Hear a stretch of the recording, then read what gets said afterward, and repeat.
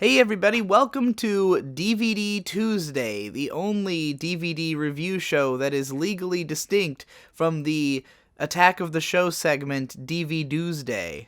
Today, this is going to be a show where I talk about random DVDs of stuff that I think is cool and maybe doesn't get talked about all that much, stuff that I haven't said a whole lot about in the past, or just recommend.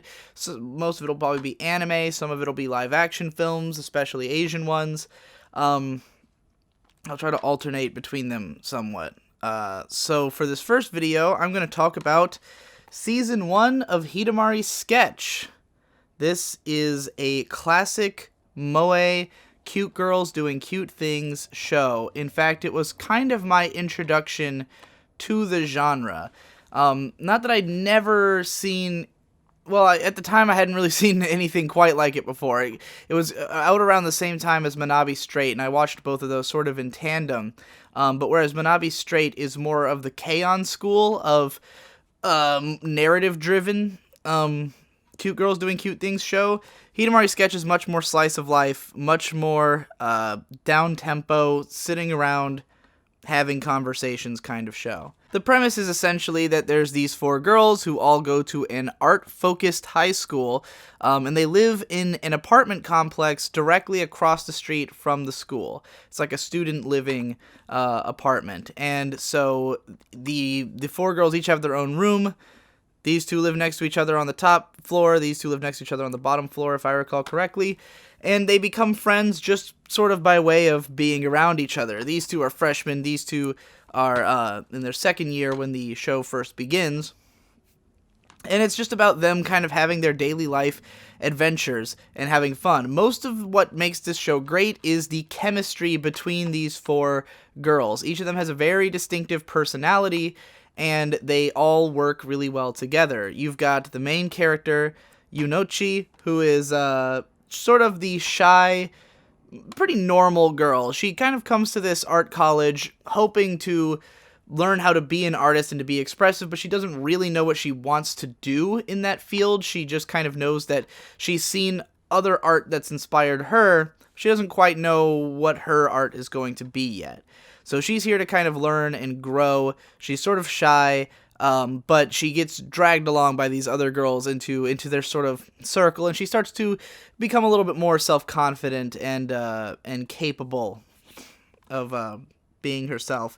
Then you've got Miyako, who is the bubbly, sort of airheaded, but I don't feel like it would be right to just say that she's dumb. Like, she's definitely silly. But she's just really happy-go-lucky and able to make the best of any situation, I would say. She's very poor, but able to live... Oh my god, she's Ben Saint. She's very poor, but able to sort of make do, with, like, what she's got. She sleeps on a hammock in her room as opposed to a bed.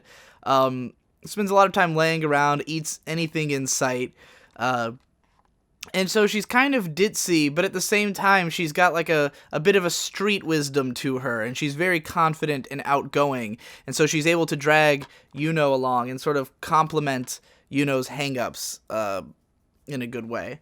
So then you've got Hiro, who is a professional writer of what I think is Yuri. I think she's writing Yuri stories or something. At least she's writing romance stories that, if they're not Yuri, they're thinly veiled romances based on her own attraction to Sai here. But Hiro, she's writing professionally, so she's always, like, creeping up on deadlines and stuff like that. She's sort of she is a writer through and through. If you've ever known a professional writer, she's one of those, essentially. She works a lot, doesn't necessarily take good care of herself. Whereas Hiro is trying to take care of her. Hiro definitely has a big crush on Sai, and vice versa. There's definitely lots of, like, Yuri shipping throughout the show. I don't know if it ever quite goes full tilt in the later seasons, but it's very strongly implied, and the author, Ume Aoki, has written plenty of Yuri stories, and she is a big Yuri girl. She's a big gay. There's a great maybe if I remember, I'll link this in the description. If someone remind me in the comments if I haven't done it. I have this image of just like a ton of Ume Aoki quotes where she's talking about how much she loves cute girls and just like observing them in reality, just like stalking and admiring cute girls. It's hilarious.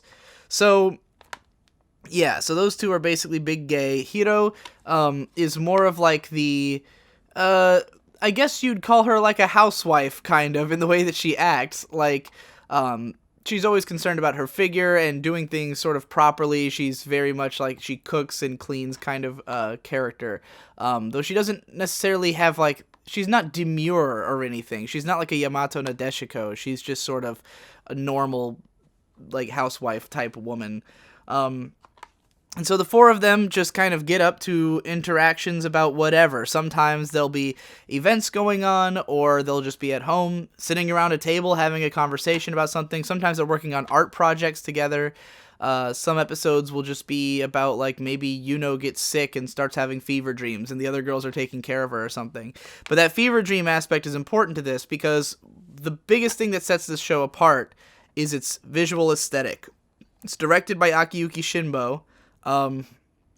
Well, I mean, you know, chief directed by Akiyuki Shinbo, at least, and made by Studio Shaft. So it's, you know, and it's of the era, the early Shaft era, where their shows were very low budget and very understaffed, and they would have not that much animation, but they made up for it with lots of visual flair. So this show has constantly changing like backgrounds, tons of character expressions, tons and tons of unique visual flair to try to give life to the humor and interactions. Lots of visual metaphors at random, as Shaft is known for, you know, and it's really interesting to see it applied to something so cutesy and fun, because usually Shaft and Shinbo go for darker and more gothic kind of stories, you know, that they're applying this stuff to, or like the Monogatari series, where it's all kind of this sly, fan servicey, you know, sarcastic tone to it.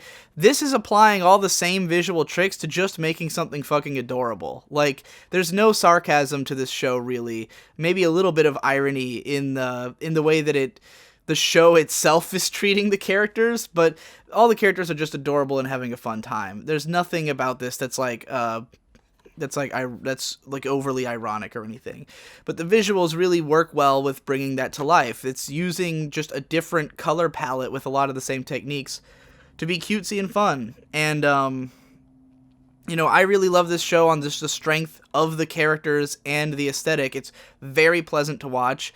I've always wanted to watch this, like, while going to bed, but unfortunately, it's, you know, it's only in Japanese, and I can't read subtitles and go to bed at the same time. So, otherwise, I would have this on at all times. Like, there'd be no reason to ever turn this show off. I just leave it playing in the background forever. Which is easy to do, because this first season is 12 episodes, and then there were also 2 bonus episodes, which they included in here. They've made 4 seasons of this show, and specials for all of them.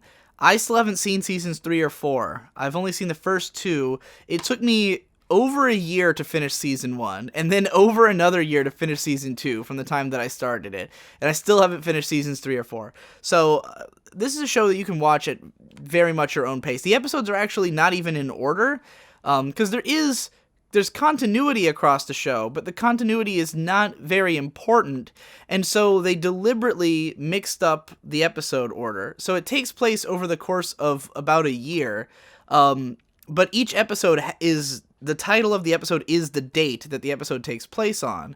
So you could, I've seen people do this where they'll watch each episode on that day of the year, but they're all jumbled up. So if you actually watch the show twice, there are some things that you'll get that you wouldn't have otherwise, because of the fact that the episodes are jumbled. Like, there's certain nods in episodes 1 and 2 to things that happen in later episodes because they had already happened in episode 1 and 2. So it's interesting to go back and watch it again and see which new stuff you recognize.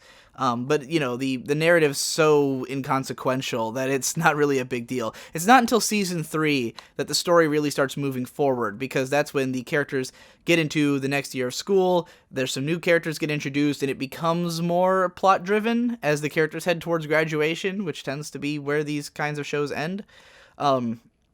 But these early seasons, you could really just watch at whatever pace you want. Throw on an episode because you're bored and you want to relax, you know. And I'll also say that it really takes, I think, 3 episodes to totally get this show.